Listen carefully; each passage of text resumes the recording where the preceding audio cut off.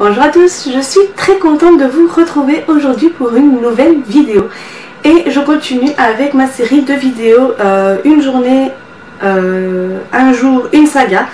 Et aujourd'hui je vais vous parler de ma trilogie coup de cœur et ma trilogie chouchou en ce moment. Et il s'agit de la trilogie des gemmes de Kerstin Gier. Donc en premier tome nous avons Rouge Rubis, ensuite Bleu Saphir et le dernier Vert Émeraude.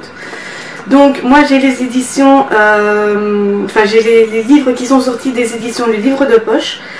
Et vraiment, quand j'ai découvert cette trilogie, avant je ne la connaissais pas du tout. Et si je ne dis pas de bêtises, c'est ma maman qui m'en avait parlé parce qu'elle l'avait lu et elle l'avait adoré. Au début j'ai eu un peu peur parce qu'on n'est pas souvent dans le même genre de lecture. Elle est plus dans les romances vampiriques et des choses comme ça. Et moi je suis plus contemporain et des choses comme ça. Donc c'est vrai qu'au début j'ai eu un peu peur parce que c'est rare de trouver un livre qu'on aime toutes les deux en dehors des livres de Virginie Grimaldi ou de Karine Ponte. Vraiment c'est dur de trouver des livres qu'on aime toutes les deux. Je me dis voilà, bon je vais me lancer, de toute façon voilà, rien ne m'empêche de l'arrêter si j'aime pas. Voilà, même si j'aime pas arrêter un livre en plein milieu, mais je me suis dit voilà, donc je me suis dit tentons, je n'ai rien à perdre, j'ai tout à y gagner. Et le premier livre, je l'ai découvert, donc je l'avais téléchargé sur mon téléphone encore à l'époque, parce que je n'avais pas encore ma tablette. Et je vais pas dire que c'était une révélation, mais je ne m'attendais pas à aimer autant ce livre et j'ai adoré vraiment. Donc dans cette trilogie, c'est on va dire un peu quand même un peu tourné jeunesse, mais plus fin de l'adolescence on va dire, vraiment pas jeunesse, voilà 10-12 ans, non. Donc dans cette trilogie, Gwendoline vient d'une famille où ils sont voyageurs dans le temps et normalement c'était sa cousine qui devait l'être. Mais elle a commencé à voyager dans le temps contre son gré. Elle ne savait pas ce que c'était parce qu'elle n'a jamais été formée à ça, tandis que sa cousine, oui. Et donc, c'est elle qui a été choisie pour voyager dans le temps. Et donc, Gwendoline, à partir de ce moment-là, doit faire équipe avec Gideon et elle doit apprendre sur le tas à comment faire pour voyager correctement dans le temps, pour interagir avec le passé et des choses comme ça. Donc, voilà, c'est une histoire un peu de voyage dans le temps, il y a un peu d'amour, beaucoup d'humour et c'est vraiment ça qui m'a conquise dans cette trilogie. Donc Gwendoline va également être confrontée à un conte qui est exécrable et des choses comme ça. Et il va se passer plein de choses et ils vont vraiment voyager dans le temps, dans le passé. Encore à l'époque où il n'y a pas, voilà, il n'y avait pas de voiture, il n'y avait rien. Et vraiment ils doivent être habillés comme à l'époque et tout ça et se fondre dans le décor. Et c'est vrai que quand on lit ces livres, ils sont tellement bien écrits, donc ils ont besoin d'elle pour contrer le conte et des choses comme ça. Donc vraiment c'est une trilogie que j'ai adorée. Je vais vous avouer que ça fait depuis un bon long moment que je ne les ai plus lus. Et à chaque fois que je les vois dans ma bibliothèque, dès que j'ai fini un livre, je résiste à l'envie de reprendre le premier tome pour la recommencer parce que vraiment ça a été un gros coup de cœur pour moi et j'aimerais bien la redécouvrir une deuxième fois pour justement me replonger dans les aventures de Gwendoline et Gideon. Gideon est un personnage que j'ai beaucoup aimé, j'ai adoré ce personnage, il m'a fait beaucoup rire. Et vraiment, voilà, en plus de ça, parlons même pas des couvertures.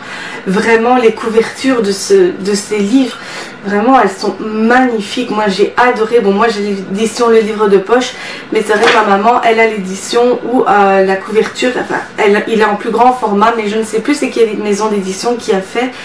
Mais c'est en plus grand format et alors la couverture, elle est noire, avec une fille de dos comme ça. Mais oh, je vous mettrai des photos ici. Vraiment, les couvertures sont magnifiques aussi bien en grand format qu'en petit format et ça, franchement, c'est quelque chose qui, moi, me donne encore plus envie de lire un livre, c'est quand la couverture est magnifique comme ça. En plus de ça, bon, c'est vrai que, voilà, on aurait pu trouver ça un peu bête, mais en même temps, voilà, ils ont vraiment fait en fonction des couleurs de l'intitulé du livre. Donc là, comme vous pouvez le voir, l'arrière est rouge, la devanture est la couverture, je vais y arriver, est un peu rouge aussi. Là, l'arrière est bleu et le devant est également un peu bleu. Et alors, l'arrière est vert et le devant est un peu vert. Moi, ce que j'aime bien, c'est que voilà, quand c'est dans ma bibliothèque, c'est comme ça. Et vraiment, moi, je trouve que ça donne une beauté en plus à la bibliothèque. J'aime bien les écritures. J'aime bien le fait que chaque livre ait une couleur différente, que la couverture est attractive. Vraiment, ça aide à... Moi, personnellement, ça m'aide à beaucoup plus apprécier le livre. Donc, comme on peut le voir, la différence de taille entre les livres, le premier est plus petit. Il fait 348 pages. Le deuxième en a un peu plus. Et il en a 377. Et alors, le dernier, c'est celui-là où il y en a le plus. Et là, il y en a 478. Donc, on peut voir aussi que le dernier tome est plus grand. Et en même temps, ça permet de découvrir vraiment la fin de l'histoire et de se dire, voilà, on a enfin les réponses à nos questions et on ne va pas rester sur des interrogations. La fin est très claire, la fin est voilà. Il n'y a rien à dire, je ne vais pas trop vous raconter, je ne vais pas vous spoiler non plus. Et donc, moi, ce que j'aime bien également... c'était, je pense, ici.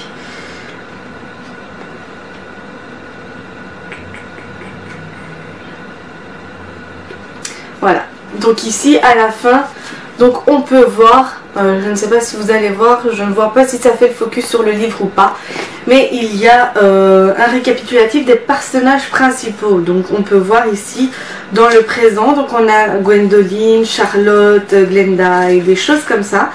Et alors on a également ici dans le passé, donc les personnages qui sont dans le passé avec une petite explication. Donc ici on voit Gwendoline Shepherd, ici est élève de seconde qui se rend compte un jour qu'elle peut voyager dans le temps. Et donc on a un récapitulatif comme ça des personnages qu'il y a dans le présent et dans le passé. Et ça nous permet également de ne pas perdre le fil. Moi je dois vous avouer que ces livres je les ai lus l'un après l'autre parce qu'ils étaient déjà tous sortis quand je les ai découverts. Donc je n'ai pas eu l'opportunité de me dire voilà j'ai oublié quel personnage avait ci, quel personnage avait ça. Donc voilà, mais je trouve que les personnes qui font une pause entre chaque livre, ça peut aider à se remémorer en fait un peu les personnages qu'on peut découvrir dans cette saga ou dans cette trilogie. Donc voilà, je pense que je vous ai tout dit à propos de ma saga chouchou, donc la trilogie des gemmes de Kerstin Gier. Ici donc édité au livre de poche jeunesse, en plus de ça c'est marqué dessus. Donc vraiment un gros coup de cœur pour moi. Donc voilà les amis, cette revue sur cette saga est terminée, enfin revue en grands mots. N'hésitez pas à me dire dans les commentaires si vous avez lu cette saga et ce que vous en avez pensé, et si comme moi c'est un gros coup de cœur ou pas. N'hésitez pas également à vous abonner à ma chaîne, à laisser des petits pouces vers le haut et à actionner la petite cloche ici ou là pour pouvoir être tenu informé des dernières vidéos mises en ligne. Sur ce, moi je vous fais des gros bisous, je vous remercie à tous.